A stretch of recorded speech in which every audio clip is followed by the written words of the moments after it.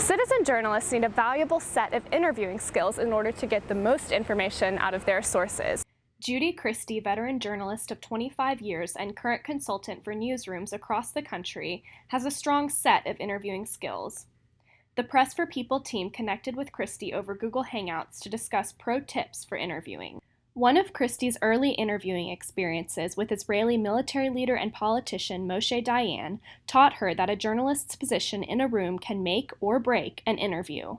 Moshe Dayan, who was very famous Israeli politician and soldier, kind of a statesman. Moshe Dayan lost an eye in about 1941 in Lebanon in a war, and he wore an eye patch. He was famous for that.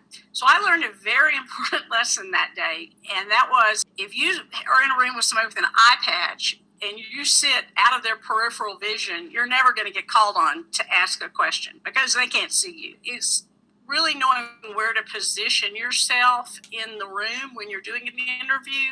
And if you walk into a room and there's a sofa and a couple of chairs in an office, it's knowing where to sit. So don't sit farthest from the person. In crisis situations, Christie suggests finding the best source and asking the most important questions first. Say you're out at a terrible accident and the chief of police is there. You want the chief of police instead of the youngest rookie police officer.